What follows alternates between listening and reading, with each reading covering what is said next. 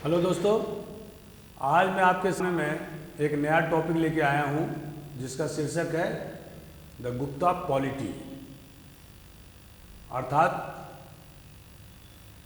गुप्त वंश की राज्य व्यवस्था। जैसा कि आप जानते हैं कि मौर्य वंश के डाउनफॉल होने के बाद पुष्यमित्र शुंग ने, जो अंतिम मौर्य शासक बृहदत्त का कमांडर इन चीफ था, उनने उसकी हत्या की और उसके बाद उन्होंने शुंग वंश की स्थापना की थी, जिसकी राजधानी हमारे भोपाल के आसपास ही विदिशा, जिसको पुराने ज़माने में भिलसा बोलते थे, वहाँ पर उन्होंने राजधानी स्थापित किया। इसके बाद कण्व वंश की स्थापना हुई और उसके बाद में बहुत सारे आक्रमणकारियों ने इस देश पर बारी बारी से आक्रमण किया, जिसमें इंडो ग्रीक, पार्थियन, सकास और कुशानास या कुशान, जिसके सबसे बड़े किंग कनिष्क हुए। तो इस तरह से पूरे हिंदुस्तान में छोटे छोटे राज्यों में बिखराव हो गया था। और जिस तरह से हमने देखा कि मौर्य शासनकाल एक सेंट्रलाइज्ड एडमिनिस्ट्रेशन था और लगभग 5 मिलियन स्क्वायर किलोमीटर में फैला था, टुकड़े टुकड़े में विभाजित हो गया। उसके ठीक 600 वर्षों के बाद या लगभग 400 वर्षों के बाद पुनः पाटलिपुत्र, माने वर्तमान में पटना, वहाँ पर गुप्त वंश का उदय हुआ और जो हमारे पास में जो सोर्सेज हैं उसके मुताबिक इस वंश का सबसे पहला शासक श्री गुप्ता और उनका पुत्र घटोत्कच और उसके बाद चंद्रगुप्त फर्स्ट, और इन्होंने अपने नाम के पीछे महाराजा का टाइटल लगाया।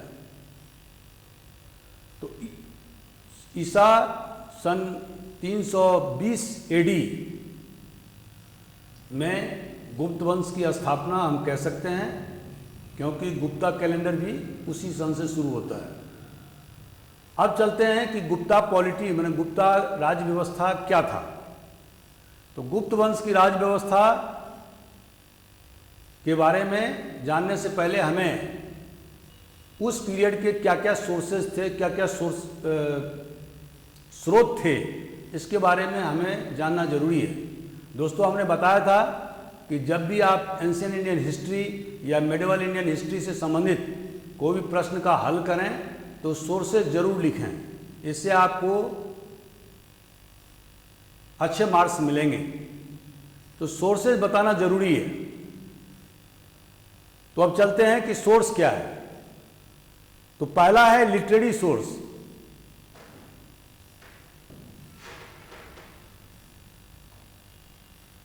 दूसरा है आर्कियोलॉजिकल सोर्स।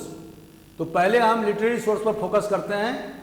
तो सबसे पहले जो हमें ग्रंथ मिलता है वो है, पहला ग्रंथ जो सबसे इंपॉर्टेंट ग्रंथ उस पीरियड का हमें मिलता है, जिससे हमें गुप्त वंश के राज्य व्यवस्था के बारे में जानकारी मिलती है, उसका नाम है कामंडक का नीतिसार।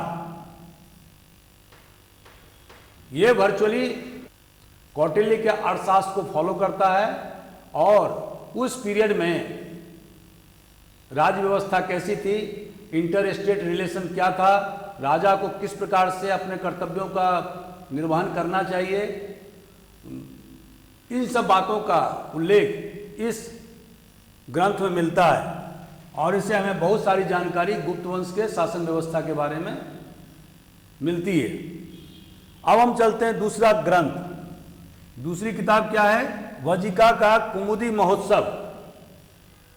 इससे हमें पता चलता है कि चंद्रगुप्त फर्स्ट का राज्यारोहण माने कोरोनेशन 320 एडी में हुआ था और इसकी पक्की जानकारी हमें इस ग्रंथ से मिलता है। तीसरा है विशाख दत्त का देवी चंद्रगुप्तम। इन्होंने एक मुद्रा राक्षस किताब भी लिखा है, तो जिसके बारे में हमने मॉडर्न पॉलिटिक जब हम बता रहे थे उसमें हमने उसकी व्याख्या किया था मुद्रा राक्षस का। देवी चंद्रगुप्तम से हमें जानकारी मिलती है कि समुद्रगुप्त के निधन के बाद उनका सबसे बड़ा पुत्र रामगुप्त था, और रामगुप्त जो वेस्टर्न इंडिया में शासन कर रहे थे, शक राजाओं ने उन पर अटैक कर दिया और उनकी पत्नी ध्रुव देवी या ध्रुव स्वामिनी को अपने कब्जे में ले लिया। या कुछ लोगों का ये कहना है कि रामगुप्त ने अपनी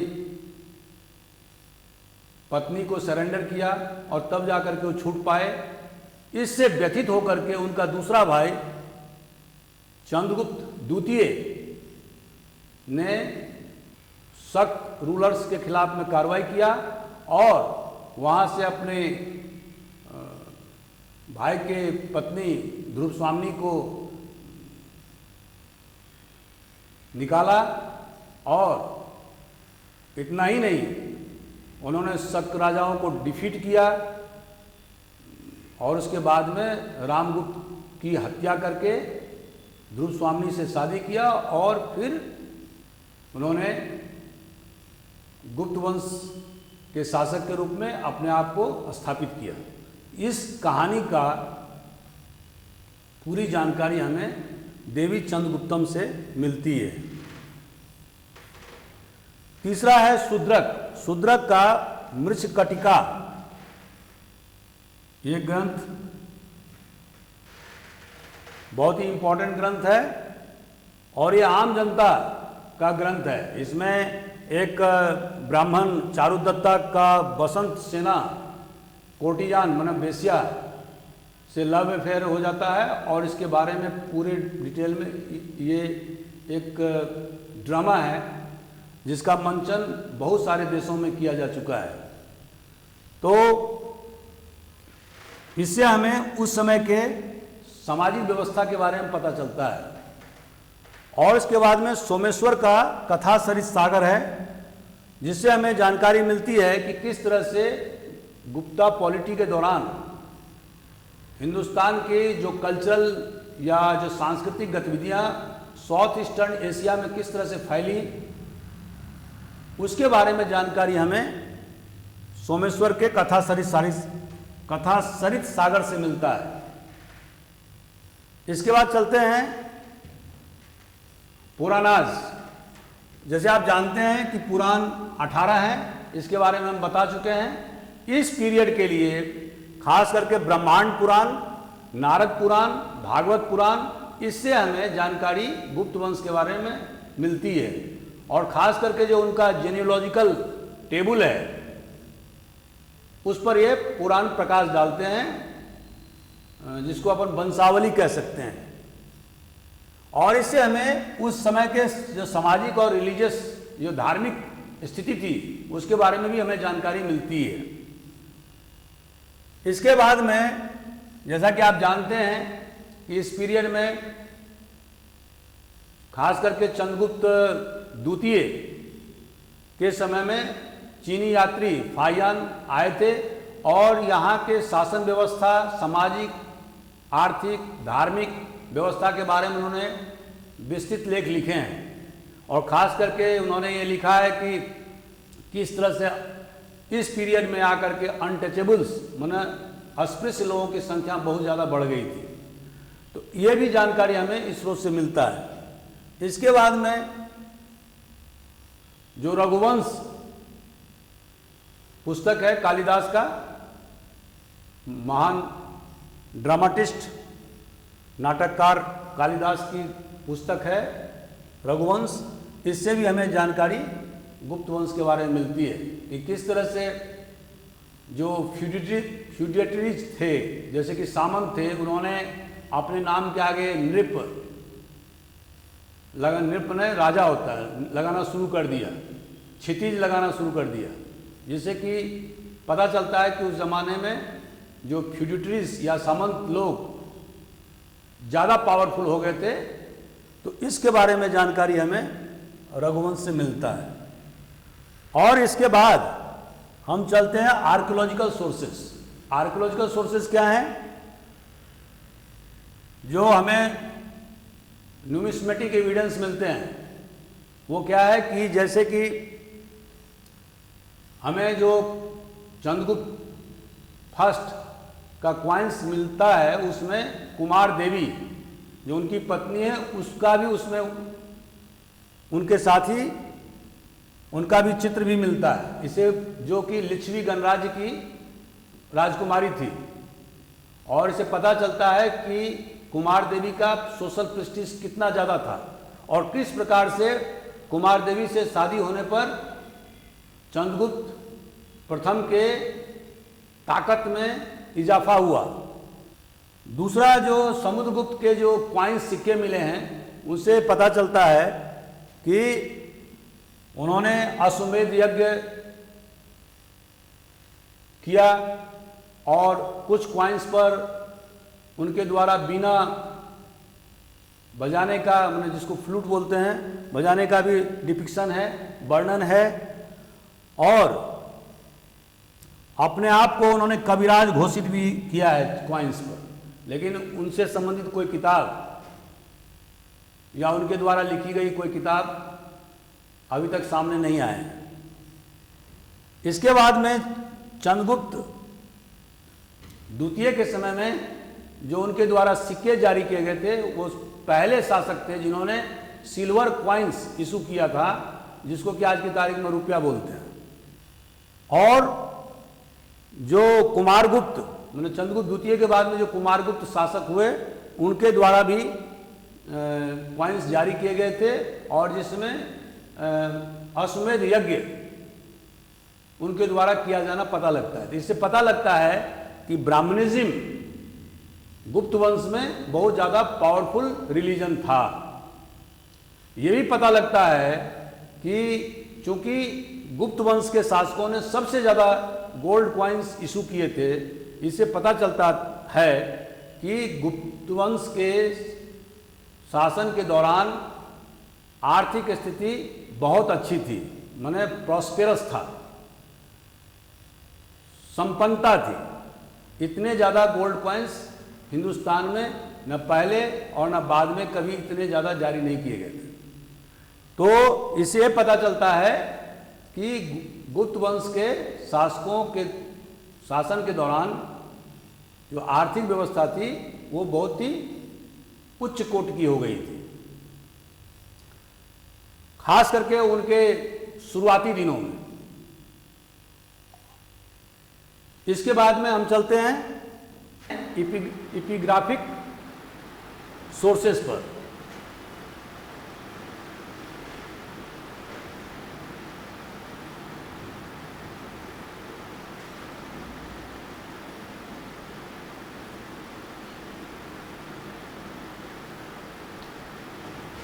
पहला स्रोत क्या है?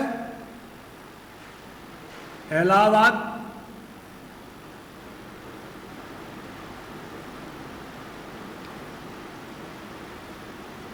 या प्रयाग बोल सकते हैं आप।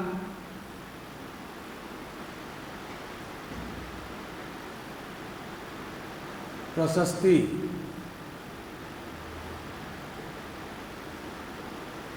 बाय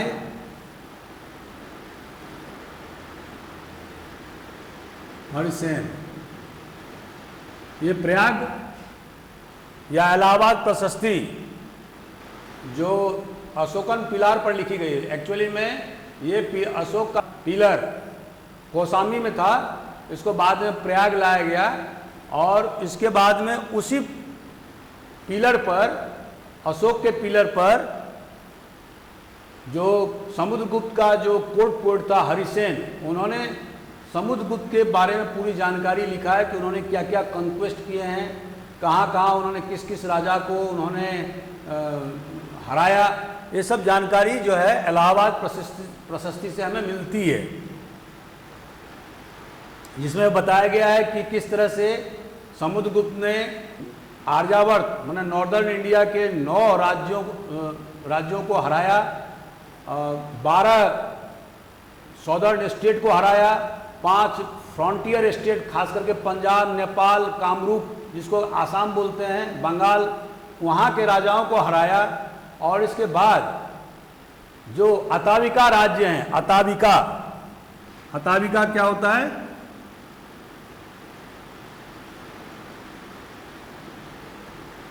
ये खास करके वो राज्य जो जंगल के इलाके पर थे, खास करके जबलपुर का एरिया, इन राज्यों को हराया। और उसके बाद में जो कुषाण वंश के जो राजा नॉर्थ वेस्टर्न एरिया में, या शक राजा जो वेस्टर्न इंडिया में गुजरात में शासन कर रहे थे, उनको भी हराया। इस तरह से 5 प्रकार के कॉन्क्वेस्ट के बारे में जानकारी हमें इलाहाबाद प्रशस्ति से मिलती है। इसके बाद में है, और ये जानकारी हमें समुद्रगुप्त के बारे में मिलती है, जो चंद्रगुप्त प्रथम का पुत्र था। दूसरा Iran, pillar inscription,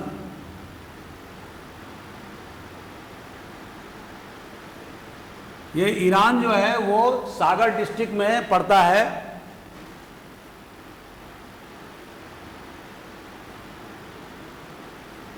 Madhya Pradesh में। इससे भी हमें समुद्रगुप्त के बारे में और उनके कॉन्क्वेस्ट के बारे में जानकारी मिलती है। यहीं पर ईरान में एक और इंस्क्रिप्शन मिलता है जो भानुगुप्ता का है, जो बाद में बादशाह हुए या सम्राट हुए। उससे हमें जानकारी मिलती है कि सती सिस्टम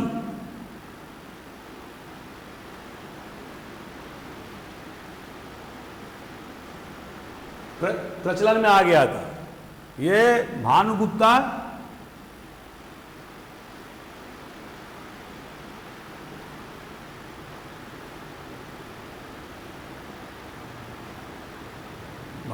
का जो ईरान पिलर इंस्क्रिप्शन है, उसके द्वारा हमें सती सिस्टम के बारे में जानकारी मिलती है। इसका मतलब हुआ कि महिलाओं की स्थिति इस पीरियड में आते आते बहुत खराब हो गई थी। विडो रीमैरिज होना मुश्किल हो गया था और महिलाओं की आर्थिक स्थिति भी पहले के अपेक्षाकृत कमजोर हो गया था। समुद्रगुप्त के समय में हमें 2 कॉपर प्लेट मिलते हैं। पहला है Nalanda copper plate,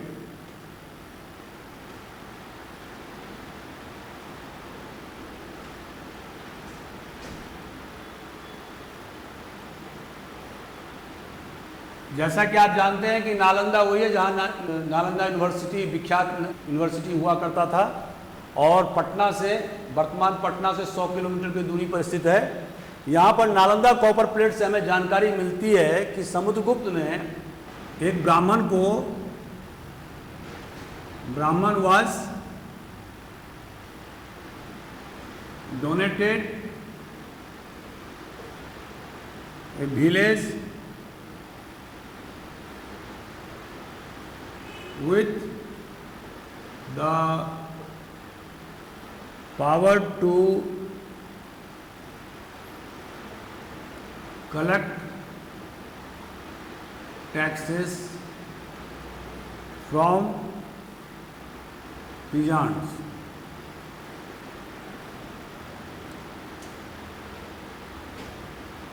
He was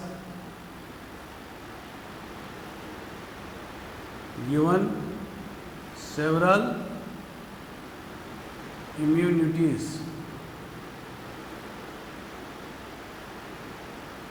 इसका मतलब हुआ कि हमें नालंदा कॉपर प्लेट से जानकारी मिलती है कि समुद्रगुप्त के पीरियड में एक ब्राह्मण को एक पूरा का पूरा गांव ही जो है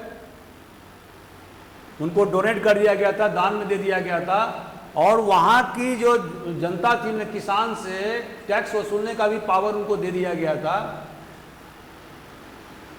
जो कि वो रख सकते थे। वो खजाने में जमा करने के लिए या उसका कुछ भी भाग जमा करने के लिए वो कोई प्रतिबद्धता नहीं थी। तो इस तरह से इम्यूनिटीज जो है ना उनको मिला हुआ था। ऐसे विलेज को अग्रहार विलेज कहते थे।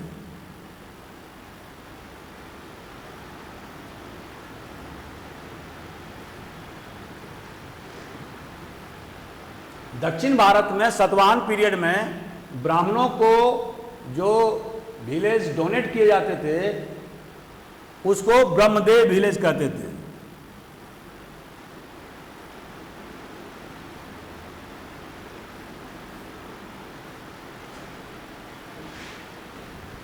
इससे हमें पता चलता है कि धीरे धीरे राज्य की जो आर्थिक स्थिति है वो कमजोर होती गई और प्रिस्टली क्लास का, खास करके पुरोहित क्लास का, ब्राह्मण क्लास का वर्चस्व धीरे धीरे बढ़ता गया और वो लैंडलॉर्ड के रूप में धीरे धीरे परिवर्तित हो गए।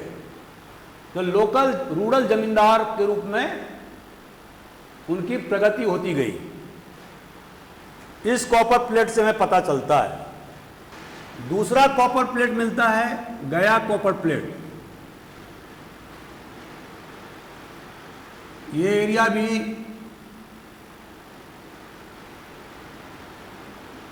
पटना से ज़्यादा दूर नहीं है और सबको मालूम है कि गया जो है जहाँ पर कि महात्मा बुद्ध को दिव्य ज्ञान प्राप्त हुआ था, बोध गया बुद्धिस्टों का सबसे प्रसिद्ध स्थल है। तो यहाँ पर इस कॉपर प्लेट के माध्यम से हमें पता चलता है कि समुद्रगुप्त ने एक बुद्धिस्ट विहार को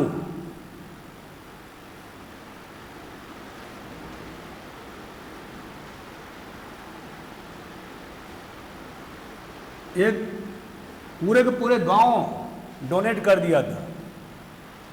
विलेज वाज डोनेटेड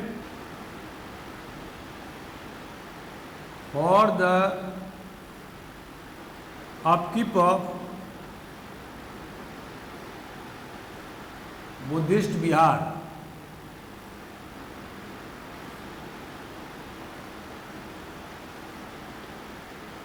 इससे हमें यह भी जानकारी मिलती है कि ये बुद्धिस्ट विहार का निर्माण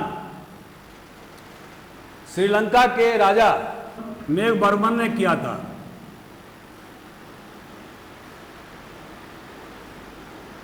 जो एक बुद्धिस्ट थे। तो इससे हमें यह जानकारी मिलती है कि हालांकि गुप्त वंश के शासक ब्राह्मणिज्म में विश्वास करते थे, भागवतिज्म उनका रिलीजन था, लेकिन वो दूसरे रिलीजन खास करके बुद्धिज्म और जैनिज्म को भी उतना ही उदारतापूर्वक दान करते थे। मतलब कहने का आशय ये है कि निरंकुश नहीं थे, मतलब दूसरे धर्मों के प्रति उनमें सहिष्णुता थी। ये शो करता है। चंद्रगुप्त सेकंड के बारे में हमें मेहरौली पिलर इंस्क्रिप्शन से जानकारी मिलती है।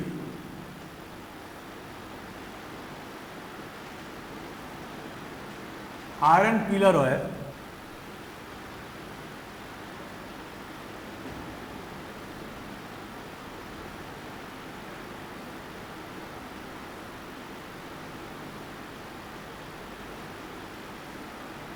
इस आयरन पिलर जो कुतुब मीनार के कॉम्प्लेक्स में ही है और लगभग 23 फुट लंबा है।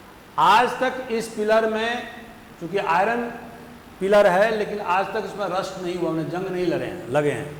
इससे पता चलता है कि उस समय में साइंटिफिक डेवलपमेंट कितना ज़्यादा हो गया था। दूसरा, इस आयरन पिलर से हमें जानकारी मिलती है कि चंद्रगुप्त सेकंड ने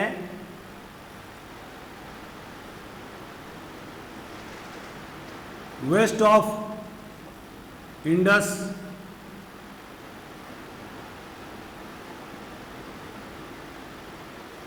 कुसानाज इन पंजाब,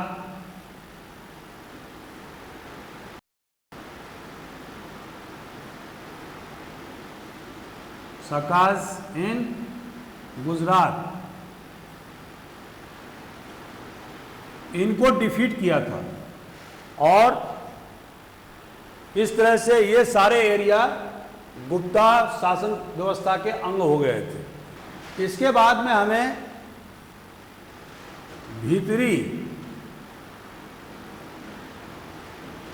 पिलर इंस्क्रिप्शन, ये भीतरी जो है वो बनारस के पास में है, वाराणसी।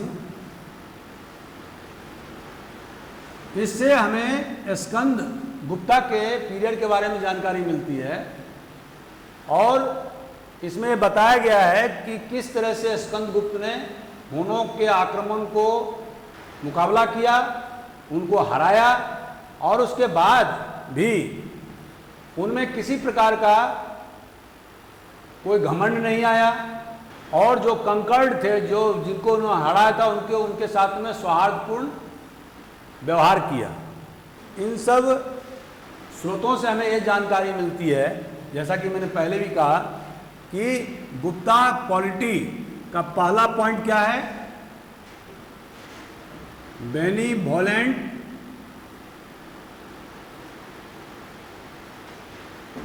डिस्पोटिज्म।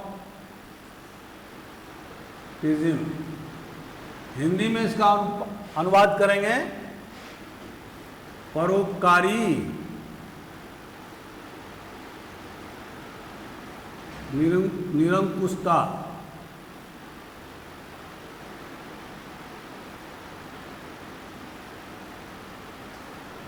इसका मतलब है कि गुप्त वंश के शासकों ने जो राज्य व्यवस्था या थ्योरी ऑफ किंगशिप को जो फॉलो किया था वो था बेनिवोलेंट डिस्पोटिज्म, मतलब परोपकारी निरंकुशता। इसके बारे में और डिटेल में हम बताएंगे कि ये क्या था, कि जिस तरह से, तो इसी से हमें पता चलता है कि गुप्त वंश के शासक द्वारा जो राज्य व्यवस्था कायम किया था उसमें किंगशिप थ्योरी क्या था, पहला to fight against external enemies,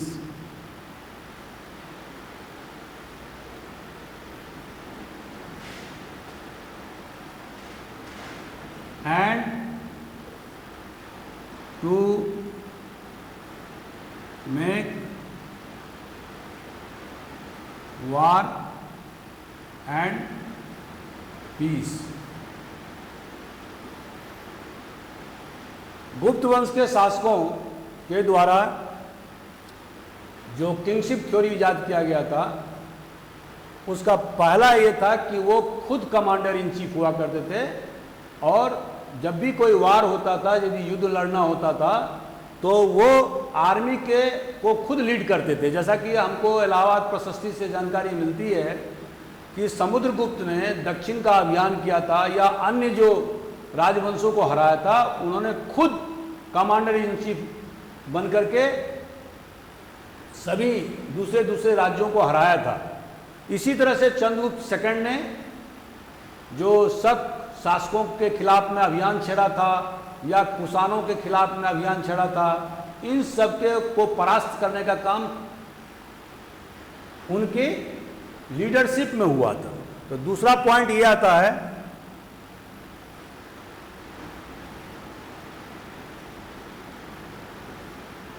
to lead the military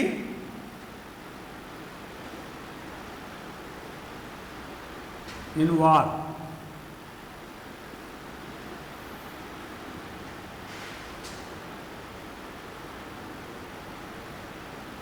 तीसरा है king was the head of the justice but he delivered justice according to the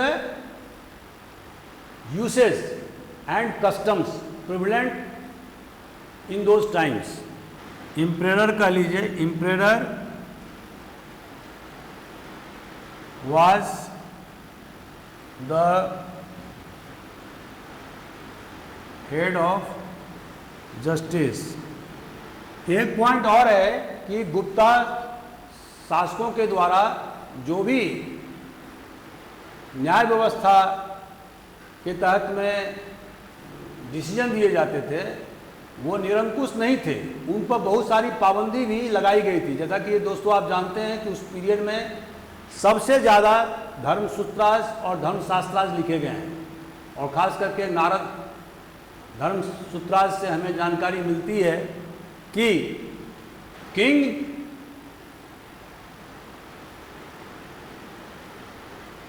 का व्यवहार या उनका न्याय ब्राह्मणिकल ऑर्डर के हिसाब से होता था। हालांकि वो दूसरे धर्मों के प्रति सहिष्णु थे, लेकिन जो उनका न्यायिक जो व्यवस्था था, जो फाउंडेशन था न्याय का, वो था ब्राह्मणिकल ऑर्डर। इसे ये लिख सकते हैं द फाउंटेन ऑफ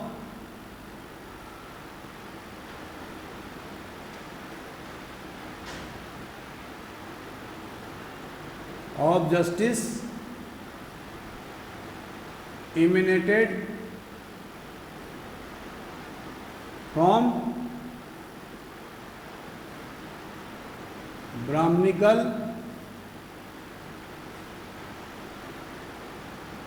धर्म शास्त्रास। मतलब यह है कि वो अपने मनमानी नहीं कर सकते थे, और इस तरह से वो ये नहीं कह सकते थे कि आई एम द स्टेट, जिस तरह से लुई 14वें ने कहा था फ्रेंच रिवॉल्यूशन से पहले कि मैं ही राज्य हूँ। तो यहाँ पर हम देखते हैं कि गुप्त वंश के शासक द्वारा ये वो नहीं कह सकते थे कि मैं ही एम्पायर हूँ या मैं ही साम्राज्य हूँ। उनका जो न्याय व्यवस्था था उन पर ब्राह्मणिकल स्क्रिप्चर्स के, ब्राह्मणिकल व्यवस्था के दबाव था। उसके तहत ही जो है वो अपने राजकाज चला सकते थे और न्याय व्यवस्था को जारी रख सकते थे। एक पॉइंट जो सबसे इंपॉर्टेंट पॉइंट है वो ये है, और जो मौर्य शासक से भिन्न है, वो ये था कि जब भी गुप्ता शासकों के द्वारा किसी राज्य का या बॉर्डर लाइन के किसी राज्य का एनेक्सेशन माने डिफीट कर दिया जाता था या उनको जीत लिया जाता था, तो फिर उन्हें वापस कर दिया जाता था। वापस कर दिया जाता था इस शर्त के साथ में कि आप मगध साम्राज्य को वार्षिक कुछ न कुछ एनुअल होमेज के रूप में देंगे, और इस एवज में उस राज्य का जो मूल जो शासक था वो वहाँ पर कंटिन्यू कर सकता था, और इंटरनल मैटर्स में, जो आंतरिक मामलों में, वहाँ का जो राजा था वो स्वतंत्र होता था। मतलब मगध सम्राट का उस पर कोई ज़्यादा हस्तक्षेप नहीं होता था। मतलब ये हुआ continuation of the vanquished kingdom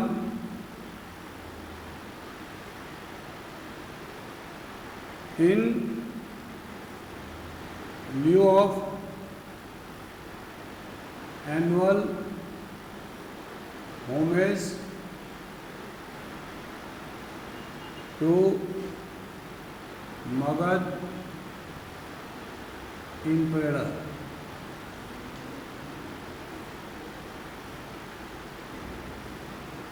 And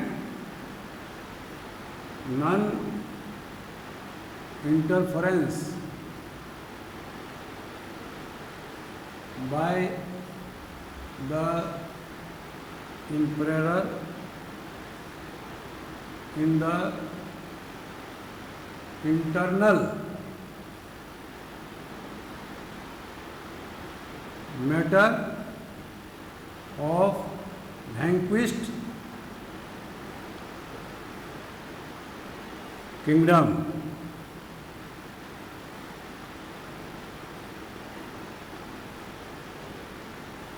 तो दोस्तों आप समझ गए होंगे, जैसे कि आप अगर इलाहाबाद प्रशस्ति को ही अगर पढ़ेंगे तो आपको समझ में आ जाएगा कि जब आर्यावर्त की बात करते हैं, जब नॉर्दर्न इंडिया की बात करते हैं, खास करके यूपी और बिहार की बात करते हैं, उस ज़माने में आर्यावर्त का अर्थ यही होता था, यूपी और बिहार। वहाँ पर उन्होंने 9 स्टेट का उल्लेख किया है, जिसमें कि उन्होंने उस वर्ड को इस्तेमाल किया एक्सटर्मिनेट, मतलब पूरी तरह से समाप्त कर दिया। लेकिन जब उन्होंने साउथ के और डेक्कान के 12 स्टेट को उन्होंने पराजित किया था, तो वहाँ पर पराजित करने के बाद में उसको लिबरेट कर दिया, मतलब उनको स्वतंत्र कर दिया। मतलब स्वतंत्र करने ये है कि वो एनुअल होमेज के रूप में, एनुअल ट्रिब्यूट के रूप में वो कुछ न कुछ मगधन इंपरेटर को देंगे और उसके बदले में उनकी जो इंटरनल ऑटोनॉमी रहेगी वो सुरक्षित रहेगी। तो इस तरह से ये जो पॉलिसी था किंगशिप का, गुप्ता शासकों का, वो टोटली चेंज था, कंप्लीटली रिवर्सल था ऑफ द मॉडर्न किंगशिप। इस चीज़ को मैं ज़्यादा फोकस करना चाह रहा हूँ।